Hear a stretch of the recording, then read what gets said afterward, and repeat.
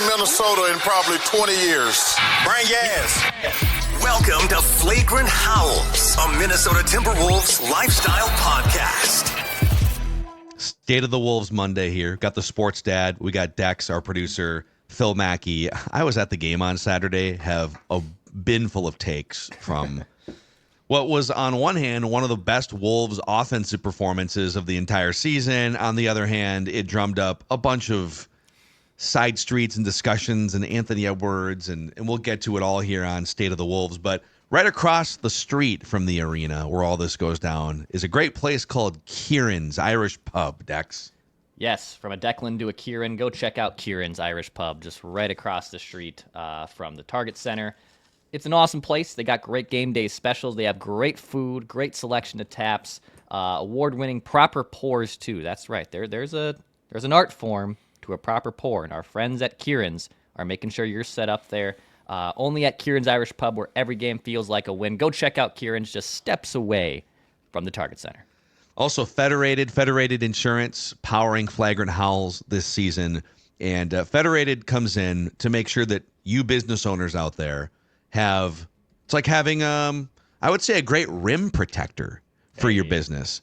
So while you focus on growing your business, they stay focused on safety, preventing claims, and risk management. Let the team at Federated support your business. Go to federatedinsurance.com to find out all about their history. Based in Owatonna, Minnesota, but they help businesses in all 50 states. And you can find a list of industries that they specialize in. Federatedinsurance.com, where it's our business to protect yours. All right, Dex will lead us through the overview here, and then we'll get to the categories of State of the Wolves. So take it away, Dex. Absolutely. Okay, here's where we're at. We're on the upward trajectory on the State of the Wolves again. It feels like every other week we're doing a different show. This week we're doing the good show. Last week was the bad show. So right now the Wolves. I don't know. Well, the last game was clunky, but in general it was a good week for the Wolves. It was a better week than not for the Wolves, and then compared to the last week when you're losing 3 straight. But 20-18 on the season. They're now 8th in the Western Conference. They are a game back of the top 6 in the West. They're 18th in offensive rating. That's jumped up from 21 to 18th from a week ago. They're 6th in defensive rating, jumping up from 8th from a week ago. So again, improvements. 49% chance, according to ESPN.com, to make the playoffs. They're up to 73%, though, on Basketball Reference.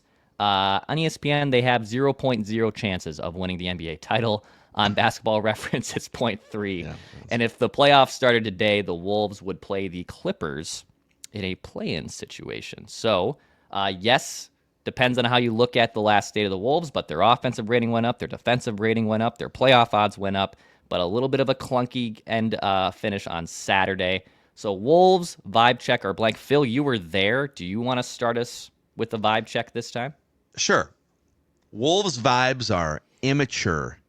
Oh, wow. Not even like the full Wolves vibes. If we narrow down and drill even further, Anthony Edwards, what are we doing, guy? And before I get into this here, I just want to preface, because criticism in today's media world and society can be misconstrued as hate, or do you not want your team to win? Okay, there is room to want the Timberwolves to win a championship at some point. And by the way, like, if they keep doing some of the things that they're doing, they're not on the course to win a championship. So I think 2 things can be true. Anthony Edwards is a killer. Anthony Edwards is one of the most talented players, especially scorers in the NBA. When he's playing at his best, he is one of the best straight-up players in the NBA. And he's probably still 2 or 3 years away from the best version of himself. And I believe all of that is good. But on Saturday night, there's a key possession, 50 seconds to go, and he's getting hounded defensively the entire game. And I get it. He's sick of it. He's sick of some of the lineup combinations that, you know, he's looking to pass the ball. It's like, well, I got ping pong paddle hands, Rudy over here.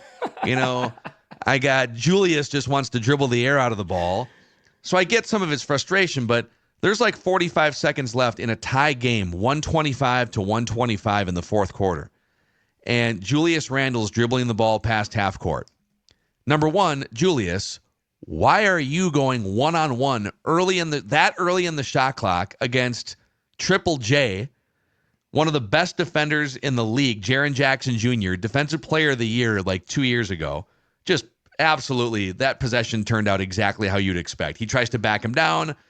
Jaren Jackson Jr. calmly pokes the ball away, or Julius Randle dribbles it off his leg, whatever. But like while this is happening, you'll notice Anthony Edwards never crossed half court.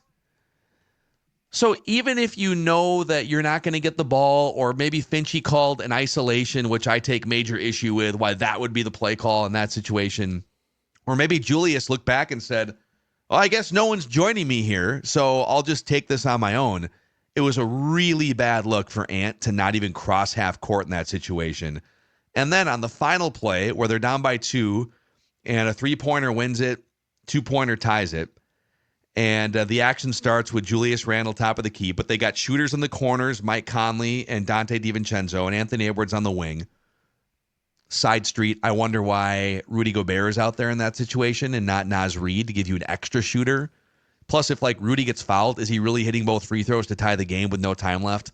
So a lot of things to pick at. But Anthony Edwards goes rogue, blows up the play, grabs the basketball. Donte DiVincenzo down in the corner, as Ant is running toward the ball, throws his arms up like, what are we doing? This isn't the play. He grabs the ball, dribbles left, takes a contested 3-pointer, clanks it. He's now, I think, 2 for 18 on game-tying or game-winning shots in the final, 30 seconds or whatever it is. Just, there was also a clip where a fan took a video of him flipping off someone or something down at the other end of the court, and Joe Ingles is, trying to, get it. He's, pulling his arm down, dude, don't do that. So, we got to be fair, man. We hammered Karl Anthony Towns for a long time for a lot of things, validly, and this is what happens when you are the torch carrier for a team.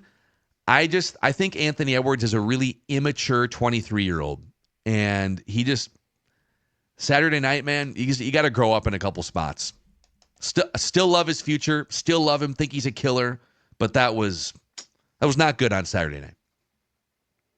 No, I didn't see that last clip. I got to go find the clip where he's trying to flip off a fan or flip off a person. I think it was from Saturday, but if not, it was from a recent game. Yeah. That's not good.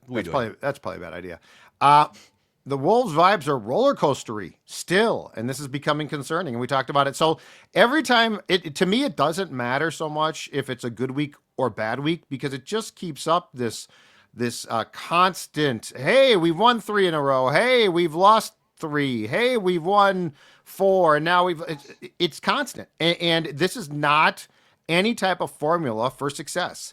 This is a play-in team right now. It might not be at the end of the day, but the way that they're approaching this, they deserve to be a play-in team. They have far too much talent to be a play-in team. But the roller coaster of the season, and we've seen this from other teams, this is not new, but the roller coaster nature of the season at some point in time, and I think I said the same exact thing a week ago, is your identity. The Wolves' identity is a roller coaster, up and down and up and down, and when it's good, and when it gets bad, it's bad. And every time you think that a problem is solved, and look, they made a starting lineup change last Monday that appeared to work, and it did. Donte DiVincenzo starting, Mike Conley to the bench started. But at the end of the day, what happens? Saturday night, you blow a game in which, by the way, your offense was fantastic finally, and you still blow that game. They are a roller coaster. They are I would say, to add to Phil's, they are an emotionally immature team, and that goes beyond Anthony Edwards. I believe Julius can be. I also want to get in my least, I'm going to hold this, but my least favorite thing is the real thing that this team is ignoring. And to me, it's the most disturbing thing, because their problems won't be solved until they quit ignoring it. It's the elephant in the room, but this is an emotionally immature club. Did you just tease to a future part in this episode? I did, but I want to get to it I think it deserves discussion, and involves the play that they drew up for the last play on Saturday, and Ant going rogue, but Chris Finch is ignoring something. It's very important. I love the tease too. Can I say too, on the roller coaster thing, it's not that they lost. Because the Grizzlies are people kind of forgot about the Grizzlies last year because Ja Morant was out and they had other injuries and stuff. So to me, it's less that they lost. It's how they lost. They got out offensive rebounded 21-7 in that game.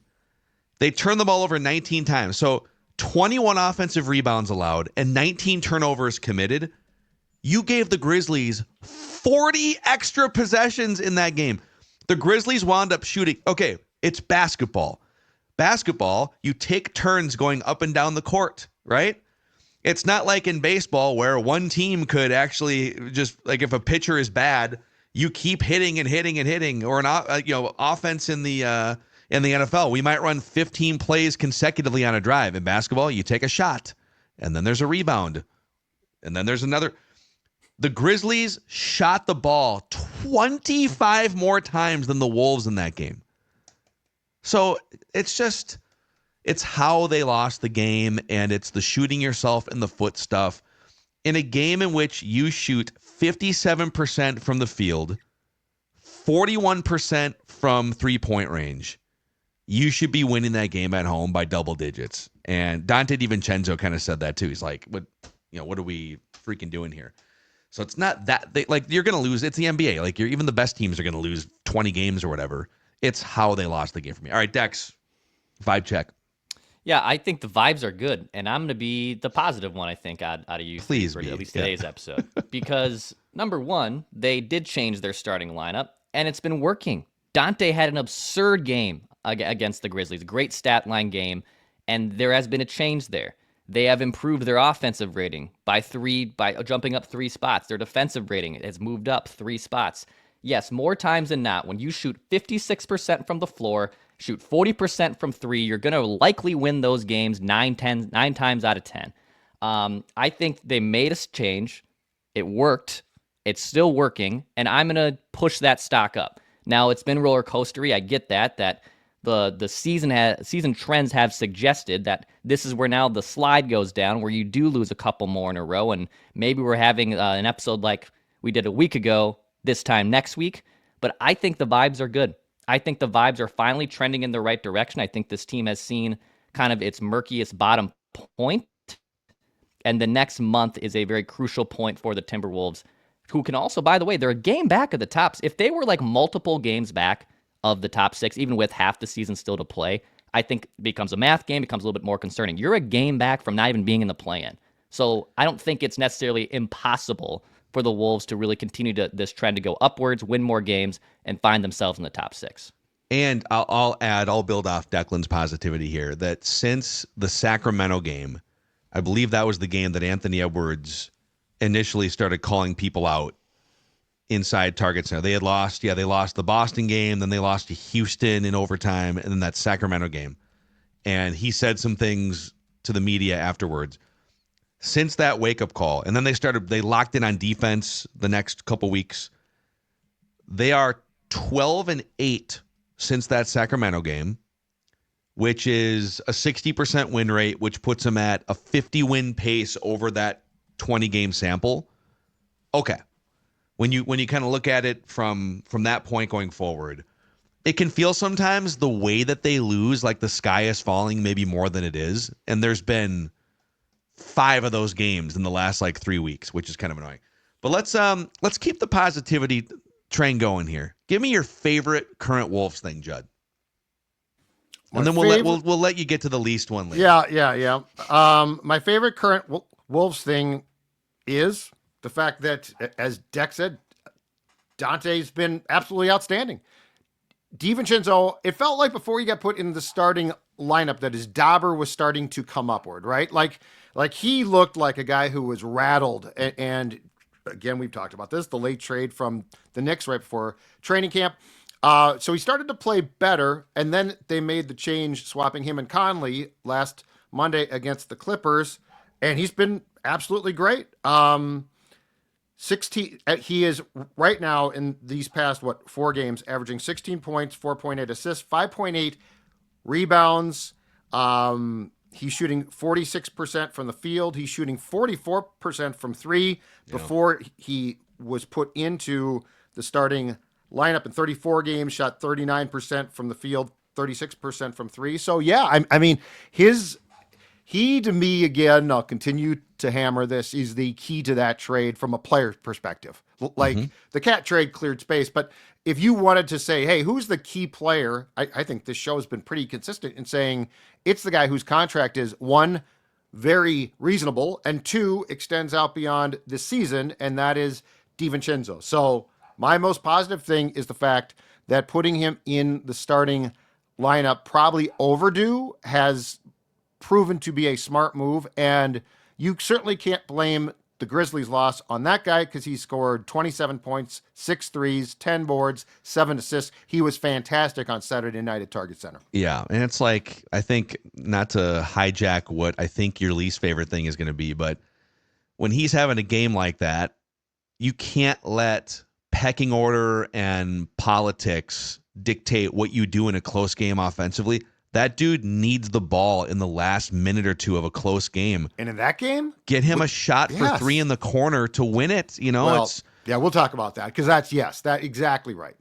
So, Dex, your current favorite Wolves thing?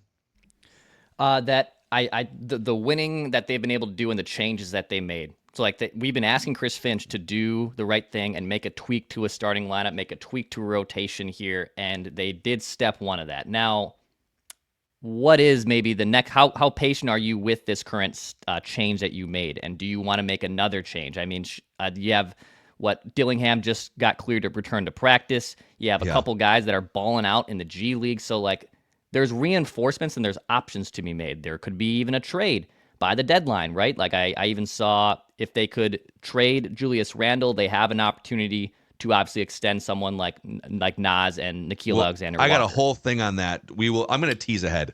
We're going to get to that shortly here. Nice. So I think them making changes and it resulting in some positive wins and some upwards in your offensive defensive rating, that is a good thing. So that's last week, and those changes have been my favorite thing I've seen this week. So Declan alluded to this. My favorite current Wolves thing is the drama between now and the trade deadline. It's the reckless speculation aura that sits on top of this team right now.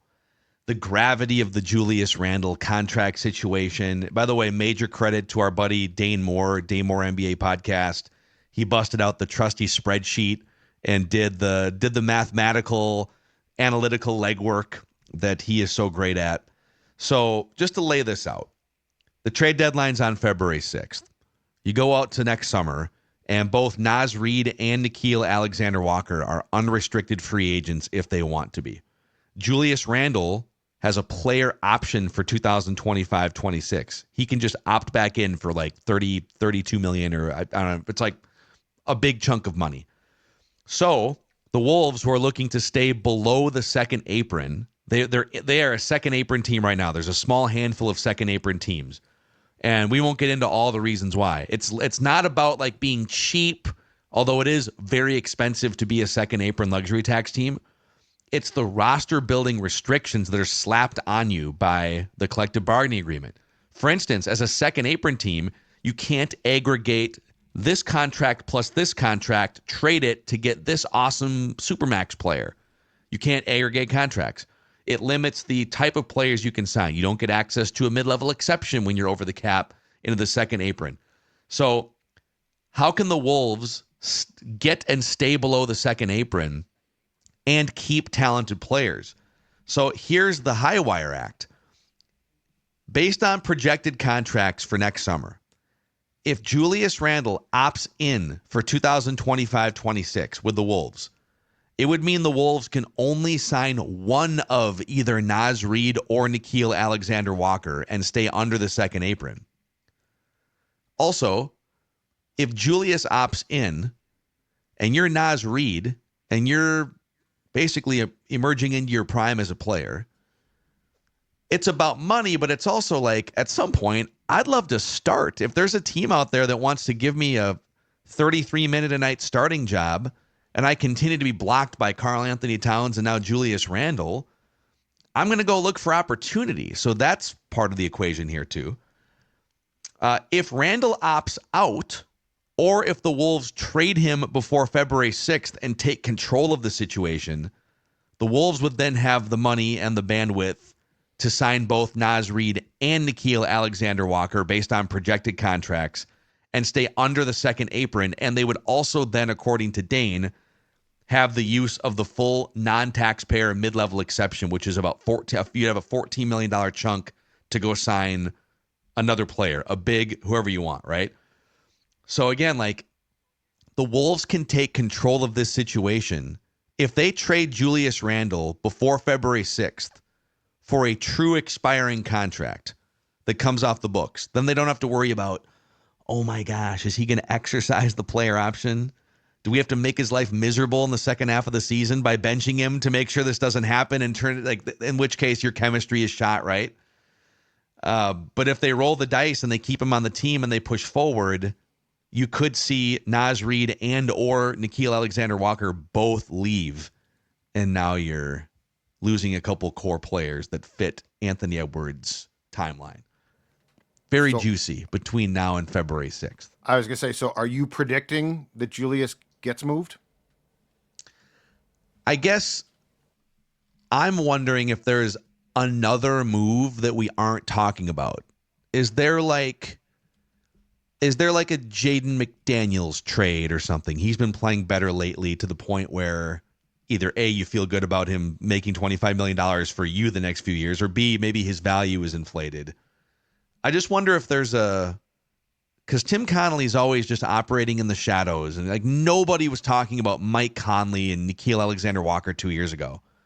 We were talking about a D'Lo trade, but at no point did we think, right, oh yeah, Mike Conley coming in as a veteran, that makes some sense, right? At no point did we think Donte DiVincenzo and Julius Randle coming over here. So whatever's happening, if something's going to happen, probably just comes out of nowhere on like the morning of February 6th or the eve of February 5th. But if I were him, I would want control over this. I wouldn't want to leave it up to, I don't want Julius Randle dictating what happens to my roster and Anthony Edwards and everything. Like, I'd rather take control of it. I don't think they have visions of signing him to a long-term extension. He's 30 years old. Like, maybe I'm reading the room wrong over there, but he seems like a transitional player that was a piece needed to get Donte DiVincenzo in a first-round pick. What's the next step? And if you make that next move before February 6th, you get to control the outcome more than if you wait till the summer. Yeah, I mean, I agree. Julius Randle doesn't feel like the type of guy that a Tim Connolly gets held hostage by, right? Like, oh my God, I didn't see this coming. So yeah. I would agree. I guess the question on Julius is, what can he get on the open market? So are you pretty sure that he would opt out and go elsewhere and get, a similar, if not more, probably multi-year contract? It's so tough because if you're him and you're looking at, dude, like Tyus Jones had to take a league minimum contract. The supply and the demand and the way that the current CBA is set up, guys who aren't top, super max contract level players, oftentimes you kind of get stuck on the bottom end of that. So if you're him and the agent, you're thinking, well, obviously, if we think we can get a 3-year deal for $100 million, okay, opt out and go get that deal. But who's going to give him that contract with his reputation and just his style of play, his age, even age 30? And so if you're him and you can just make another $30+ million and kick the can down the road and worry about it again in a year from now, it's a really, really, to me, it's not a hard spot. You just try and, but then if you're trying to trade him, do you have to attach a first round pick to make it happen? Is there a deal out there that does, could you throw a second round pick in instead? So I say it's my favorite current Wolves thing because of the juiciness of it and the implications long term. And I think most people would agree. What would you rather have in 2025, 26 and beyond? Naz Reid and Nickeil and just keep pushing forward with a really talented group? Or Julius Randle still on the team and then losing someone and him being an expiring contract again? Oh, it's Tim Connolly. This is why he makes $8 million a year, because he's going to have to figure this out before he opts out or departs, right? Yeah. Well, and here's a question too. if and when, and it's going to come eventually, the arbitration decision on who owns the team comes down, are there potentially different budgets too? Like, Glenn's budget or Laurie and A-Rod's. Yeah. I mean, there's so many things behind the scenes that gum up the works here, and we don't know. Like, you just need to know who owns the damn team to proceed forward. And no matter what, whoever owns the team is going to want to get below the second apron. Sort of like finances are part of it because you're paying like whatever, $5 for every $1 you spend over I think it's 5 or whatever. And flexibility. Yeah. But flexibility is the biggest thing. Okay, before we get to our least favorite things, and Judd gets to pay off that tease from earlier here, why don't you pay off the Butcher and the Boar tease for those who have not been to this glorious establishment? Oh, I'd be happy to. Do you want to talk about a great joint that you would give a multi-year contract to? Then we're talking about my friends at the Butcher and the Boar, located actually not far from Target Center in the North Loop, a gathering space for Southern-style hospitality. Happy hour every day, 4 to 6 p.m. And have I got a special for you? That's right. The Butcher and the Boar now has a special. It's called the Judd Special. That's right, the Judd Special. What do you get with a Judd Special happy hour, 4 to 6 p.m. every day? You get a beer, a brat, and a shot for $15. And that is a huge handmade beer brat with sauerkraut and mustard, any draft beer, and any real shot. So, Declan, I want you to get in your car from your abode way out east now, and I want you to drive to the Butcher and the Boar in the North Loop, and I want you to ask for the Judd Special because I guarantee you will be very happy. Again, ask for the Judd Special. Dex, what if you're looking to buy or sell a house? Who should you talk to in the Twin Cities? Go check out our friend Heather at wolvesrealtor.com. She put together this fun little graphic here because we've been giving away tickets, to certain Wolves games. So here's who won the tickets to the Cavs game. This is the Saturday. Actual winner here. It is gonna be. Is it gonna stay on Matthew C? It is. Wow. Congrats to Matthew C for winning tickets to the Wolves Cavs game by going to wolvesrealtor.com, where yes, you can enter to win a pair of tickets. This time, the Wolves tickets will be February 6th, against the Houston Rockets. And Heather is here for your real estate needs too. So if you're looking to buy or looking to sell a home, Heather is our Wolves MVP for that stuff. wolvesrealtor.com to get a free consultation and to get more information there. And you can register also to win 2 free lower level tickets to the Wolves Rockets game. Plus everyone gets a free schedule magnet too. So you win something when you go register. wolvesrealtor.com for our Wolves MVP. All right, Judd, your least favorite Wolves thing. So on that final play that you talked about where Ant clearly did go rogue, inbounded the ball to Julius, and then instead of doing what he was supposed to do, basically went and got the ball. That play, so the stories that reference that play said that play worked a lot last year. Yeah. Of course, Cat was on that team, but the guy in the corner was Mike Conley. And to me, it's the elephant in the freaking room, okay? Mike Conley is 37 now. We've talked about this before, but on Saturday, he was 1 of 4 from the field. He was 1 of 3 on threes. And he was the guy that you were supposed to set up that play for to get the ball to. Gobert was not out there to get the ball. He was out there to help set a screen, and eventually it ends up in Conley's hands, and he takes the shot. My least favorite thing is, what are we doing here? Like, Conley didn't get taken out of the starting lineup because he was playing so great. He is, as far as any of us can tell, he has jumped the shark. It's okay. He's 37. Why is that play set up for him and not Donte? I mean, or Nas. Why is not out out there? Exactly right. Like, just from a situational standpoint in that game, you explain to me how you end up with Mike Conley as a probable shooter when he is not the same player that he was a year ago. I also think he is self-aware, very self-aware, very smart. And I think that part of the Wolves' problem is Mike Conley knows it's really hard to pull rank in a locker room when you're not playing well. Like, it's one thing if you are the point guard and you're playing well, and look, he's a classy guy. I don't think he's dropping F-bombs, but I think his words carry a lot of weight. And my guess is he knows, you know what? It's really hard for my words to carry weight when I can't pull my own weight. But that play in and of itself, That's awesome. It worked. Last season was fun. Last season is done. I don't mind the play call itself, but the personnel, yeah, my least favorite thing. You could have won that game at the buzzer. I don't hate Conley in the corner because Conley in the corner and Donte in the corner, you at least either they're both good 3-point shooters and like boom, they could win the game. But you also have to respect them. It's a step to not have Jaden out there in a situation because like Jaden defenders barely even now. Jaden's been a little bit better offensively and he's been knocking down some threes lately and he hit a few of them on that night. But I just like Naz Reid should be closing games. Naz was awesome in that game.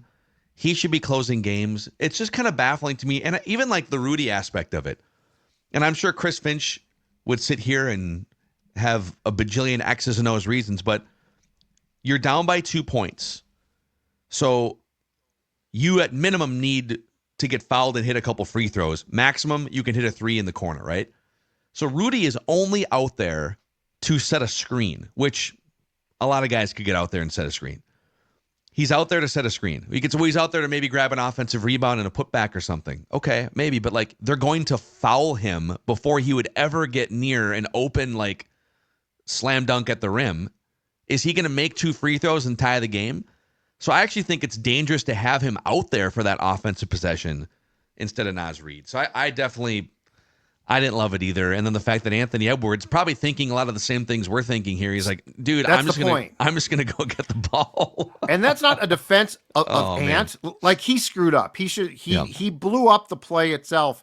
But just because the play worked last season doesn't mean that the personnel is still right. So yes, Naz out there. Ideally, I think Donte takes that shot. He was red hot that night, and he's in the other corner. I'm struggling to understand the way that Finch is going about almost respecting guys, and it's why I think Conley had a lot to do with not starting. Yeah. My least favorite current Wolves thing was staring right across from them in Memphis jerseys. Memphis played, and they are a problem. And they've got good team. They've got size, they've got scorers, they've got some shooters. But Memphis is playing their young guys, and the young guys are impacting games. I mean, Jalen Wells was the rookie wing player, second-round pick, who was hounding Anthony Edwards for 2.5 hours on Saturday night. That dude, again, second-round rookie this last summer, has started 34 games for the Grizzlies. Zach Edey from Purdue, who we saw dominating the Gophers, he's rebounding. He's toughness. He's getting into it with Draymond Green. He's knocking down threes. Okay, you're telling me you got Jaren Jackson Jr., and then all of a sudden Zach Edey is going to be knocking down threes and grabbing 8 offensive rebounds? They played in a legit, non-garbage time, 11-man rotation in that game against the Timberwolves. And John Morant, who's been their star scorer, John Morant was averaging like 28 points a game 3 years ago. He's only playing 28 minutes a game. And maybe some of it's like they're easing him in, but they don't feel the need to run him out there 8-man rotation, 40 minutes a night, because they trust the players that they're drafting in the first and second rounds and developing them. And imagine what Memphis would be if they didn't allow Zach Edey and Jalen Wells the first 30 or 40 games to integrate into this thing and empower them. And you just kind of wonder at some point with the Wolves, man, what if Terrence Shannon Jr. was allowed to come in here and play 15 minutes once in a while? Do we really need 38 minutes of Jaden McDaniels every night? Rudy Gobert, maybe we can scale it back to 27 minutes. Yeah, it's like you're in your 30s now. Is there not room for a 9-man rotation, a 10-man rotation? And maybe Minot has kind of cracked in there a little bit. Maybe when Dillingham is done with his Iowa rehab stint, this thing starts to open up more. But what's the point of having these young players up and down your bench and the G League, talented guys, if you're not going to let them impact the games and you're not going to let them crack the rotation? So Memphis trusting their young players and beating the Wolves with those young players. I got to think Conley. I mean, at some point in time, don't you have to have a sit down between the guy that constructed the roster and the guy that coaches it? Like at some point, you would just think that You're saying they don't sit down, that they haven't spoken. I'm since saying the that draft? if I'm Tim Conley, yes, I want to see some of these young guys play. And if they all can't play, then what was the point here? Like, so yes, I think that it feels like there has not been a come to Jesus thus far about the fact that you have to, I'm not saying everybody, I'm not even saying 11 guys, but it's been a question that we basically asked since day one. And I think we all said, okay, come, late November, it might change. Come December, it might change. Well, we're into January now. So it does feel like there has not been a true discussion. It also heightens their value. So think about Memphis. Like if Memphis, I'm not saying they're going to do this, but if they decided, okay, we're going to make we're not quite top tier. We want to get to the level that Boston's at, that Oklahoma City looks like they're getting to. And so we need to make a trade. Well, guess who's a hell of a lot more valuable?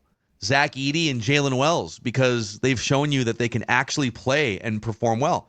Or it makes you feel like, those guys are so good and they're so cheap. We could lean more into them and trade this player, and go and go get someone that we think could be a sidekick to whatever. Like, it gives you more flexibility. Right now, if the Timberwolves were to shop Terrence Shannon Jr., I mean, he's just he's just like a guy that was drafted late in the first round. We don't know. Can he play in the NBA? We haven't seen it. So some of it's building the value of your own guys, too. Dex, what is your least favorite current Wolves thing to wrap? So we touched on this at the beginning. Phil did about the whole Anthony Edwards flipping off a fan. Well, as of 10 minutes ago, we have another fine for Anthony Edwards. Another $50,000 fine for making an obscene gesture towards a game official is what he was. Oh, so it's even worse. Off. Okay. Yeah. So that was announced at about 10:30 a.m. We're recording this a little after this right now on this Monday morning. The incident occurred with 1:26 remaining in the third quarter. You see, there's actually a clip to it that Phil was referencing. He's flipping someone off.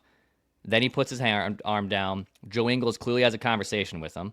And then Ant puts his finger up again. And that's when Joe Ingles is like, dude, just put it down. It's like talking to a toddler of why you keep doing the same thing I'm yelling at you for. So just the amount of fines here for Ant. I mean, for a guy who is the star of the league, and look, sometimes, it's him. Like, you don't want him to be authentically him, but at the end of the day, like, bro, you are supposed to be, number one, you're the face of this team. You're on the ascendance to be maybe the face of the league, and you've had a half dozen fines now of 50 to 100K. Like, that kind of stuff is very disappointing to see. He's been fined a total of $285,000 now for either profane language or obscene gestures. So he's been fined 5 times this season, twice for obscene gestures, 3 times for something to do with profane language. I know we've had this debate about profane language. This is what I'm talking about. I do stand for Anthony Edwards long term. Grow up, dude. You want to be the face of the league? You want to take over the league? That doesn't just happen by you existing. You need to behave like the face of the league. You need to behave in a game like you are better than the second-round rookie who's guarding you, and not mope your way to the half-court line with 45 seconds left, be flipping off officials and stuff, dude. Like, was Kobe doing this? Was LeBron doing this early in his career? Was your idol Kevin Durant doing this? Getting fined $300,000? Like, come on, man. It's time to grow up. I was totally wrong, too. I honest to God, I thought that the Olympic experience this summer was going to benefit him huge. I don't think you learned a damn thing. I'm really, really surprised. I mean, you hung around, Durant, Steph, LeBron, that entire team, right? And I honest to God thought that he was going to come in, first of all, as a killer, but second of all, as a more mature player. Like, I would think it would rub off, right? Like, you're around these greats and you are really a great player around them, and the attitude or what they bring, and it hasn't at all. Like, I am really, really disappointed, because I thought part of the payoff of like, okay, you go and play, it's going to be great experience, and you're going to come back a much more probably mature player and an even better player. So far, the payoff is zero. Yep. It's almost zero.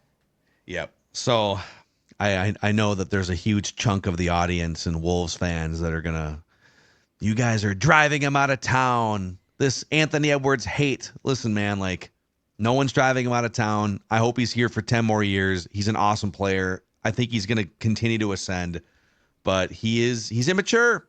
He's immature. He wasn't ready for all of the things that maybe we thought he was ready for in 2024-25. Why are you giving the finger to an official in game? I just watched it. I mean, he's on the sideline. He's on the bench by then. Yep.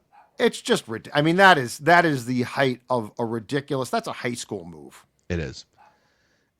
Yep. So, anyways, there's your State of the Wolves Monday here. A roller coaster season and roller coaster episodes here. Anthony Edwards, $285,000 lighter than he was to start the season. But the Wolves are just a whiff away from the 6th seed in the Western Conference. They've got the worst team in the NBA, the Washington Wizards, on the schedule tonight. There's no way that they would lose that game, is there?